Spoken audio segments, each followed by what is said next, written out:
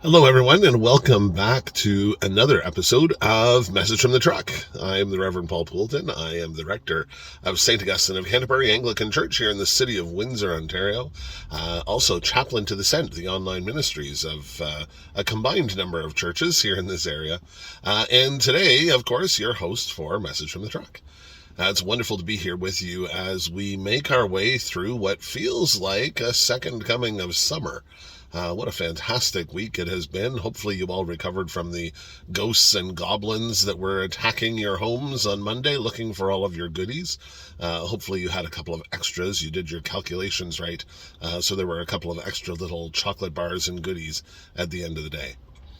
As we've made our way through this week, of course, All Saints' Day was on the 1st of November. We celebrated the lives of all of the saints who have gone before us. And a lot of churches, including here at St. Augustine, tomorrow morning on Sunday, November 6th, a lot of churches are going to be celebrating All Saints' Day. We've transferred the feast until the next Sunday after the celebration, and we will take the time and we will celebrate all of those who have gone before us. The scripture passages give us a great opportunity to see who those people are in our lives who have made a difference, whether it be a small difference or a huge difference in your life. All of those people who have been the saints that have gone before. I was thinking about that this morning, and I thought, what is a saint? What is a person? We hear that word bounced around a little bit from time to time. She was such a saint to have dealt with him the way that she dealt with him. Thinking of nursing staff and some of the frontline workers who have been really saints over the course of the pandemic and so on. But we also talk about, so-and-so was such a saint, he would have given you the shirt off his back, or so-and-so was such a saint, they were just the kindest, most gentle person you ever would have met. And I think that's an awful lot of times exactly what a saint needs to be. Now, of course, there are protocols for making official saints, the Vatican councils and all the rest of it that have to go through all of the steps to officially confer the sainthood upon someone. And the Protestant churches have their own way of making saints. But really, I think saint making comes from gospel following. This week, I was coming back from a trip that I made up the 401, and on my way home, it was a pretty foggy night again. Thank you, everyone, for keeping your headlights on, as we've had more foggy days this week. But I was on my way home, and unfortunately, something had happened up ahead on the 401. There was a significantly serious accident, and as a result, all of the traffic was being pushed off the highway. And I found myself, as we were sort of muttering along in first gear, slowly idling our way down the highway for what seemed like an eternity, but I'm sure was just a few minutes.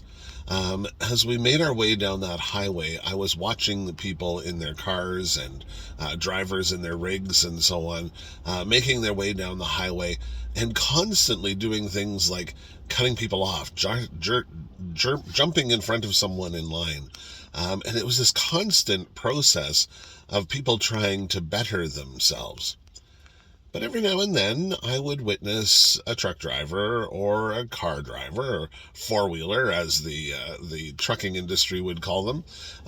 You'd see these automobile drivers and big rig drivers slow down to let somebody in. And they would make a space and they would open up an opportunity for somebody to be able to make a move. And as I was watching that, I was called to the two great commandments. To love the Lord your God with all your heart, with all your soul, with all your mind, and with all your strength, and to love your neighbor. I thought, what is the likelihood of these two drivers ever crossing paths with each other again? The driver that slows down to allow a truck to move over in front of them so that we're not slowing down traffic, so that we're not causing everybody else to be delayed because we think that we have the right to the space that we're in. Is that sainthood?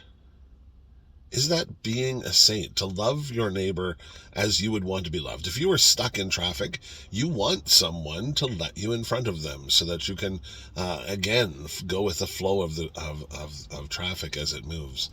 You want someone to treat you in a way that hopefully you would want to treat somebody else if you were in that same place. So where else does that apply? Well, that applies in the grocery store, right? We have that day where we've got a cart full of groceries. We know we're going to be at the at the cashier for a good 5 or 10 minutes. And we see the person walk up behind us with 3 items, and that kindness of saying, why don't you go first? I know it's not a requirement. I know it's not an expectation. And it certainly isn't anywhere in the scripture that thou shalt allow the person with fewer items to go first. But it is in the scripture to do kindness to one another. And of course, it goes way beyond that. It goes way into conversations about actually loving one another and caring for one another and being present for one another, especially those that you do meet from day to day. Whether it's a friend from work, whether it's a colleague from church, whether it's a next door neighbor or somebody who lives down the street. We have these moments in our lives where we can show saintliness to those who need to see a saint from time to time. We as clergy have the opportunity quite often, actually, to visit a family in their time of loss. We get phone calls from local funeral homes who say, listen, we've got a family who is in need of a service. Would you please come? They have no church affiliation. And we make our way to the funeral home and we meet with the family and we celebrate a service of a celebration of life, or a Christian memorial, a Christian funeral service with that family who has no faith community to call home. And I'm always amazed by the stories that get to be told. Oh, remember that time when our loved one took the opportunity to bring a bag of groceries to the next door neighbor after they lost their job. Or remember that time when cousin so-and-so was so down on their luck, and uncle so-and-so opened up their home and said, why don't you come and live here with us for a couple of months while you get your feet on the ground? We hear stories of saintliness all around us. Sometimes we need to take more time to celebrate those saintly stories.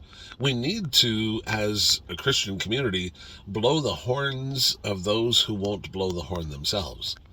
Somebody who does something loving and kind and good, we need to celebrate that with one another, instead of just waiting until that person has passed on into the next glorious life with God and say, boy, weren't they a saint in the life that they lived. Just some thoughts today as we prepare to celebrate All Saints' Day. And of course, we will take the time and pause and remember those saints from our community who've gone on to God's greater glory. But we also should take the time to watch out for one another, to care for one another, to celebrate those who are doing that very thing. Celebrate those who are just saints in the world. Just some thoughts for All Saints' Day as we make our way to that celebration tomorrow. A couple of quick announcements for you. Nothing too strenuous this week by any means. Our book study wraps up this Tuesday, our study on Shameless, the book by Pastor Nadia Bolz-Weber. It wraps up this coming Tuesday, so Reverend Ryan and Reverend Robert will finish up that study with us. Then we've got a couple of weeks off before we start our Advent study series. The Grinch Whose Heart Grew 3 Times. The Grinch. Oh, that's the first time I think I've said that about the Advent study series. Poster attached to the email that you would have received this week. Opportunity to sign up for our Grinchly book study as we approach Advent this year. We're also going to be having a movie night for that, and keep an eye on the poster. There's more details about the movie night on that poster.